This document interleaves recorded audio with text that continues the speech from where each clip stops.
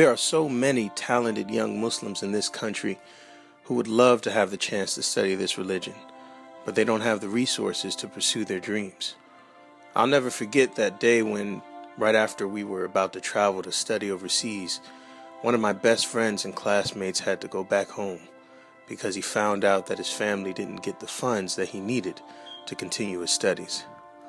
Or that time when a Syrian refugee once told me that he would love to send his kids to a Muslim school, but they don't have enough money to pay their tuition.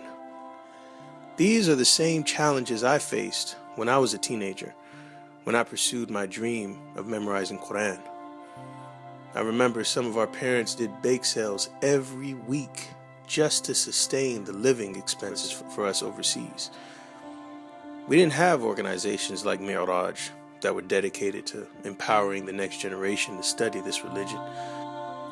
I don't think I fully understood the value of those sacrifices until I stood before 25,000 people at the Muhammad Ali Memorial. We began this program with a brief recitation from the Quran, the scripture of the Muslims by Hamza Abdul Malik. Hamza Abdul Malik is a young imam of the Midtown Mosque in Memphis, Tennessee, where he's spearheading a neighborhood renewal effort in one of the most blighted neighborhoods in Memphis, entered around the mosque, one of the few African-American graduates of Al-Azhar University.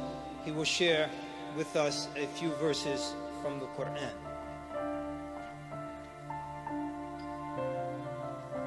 Ladies and gentlemen, Hamza Abdul Malik.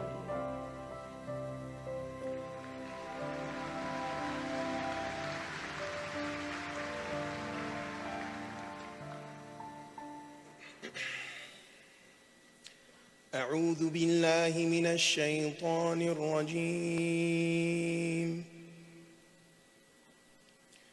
بسم الله الرحمن الرحيم. And that was the first time in my life that I saw people from all faiths, all races, presidents, celebrities, diplomats, and millions around the world stop and listen to the Quran. And while I was up there reciting, I thought of every person that had helped me in my journey and how many blessings they were getting for this event.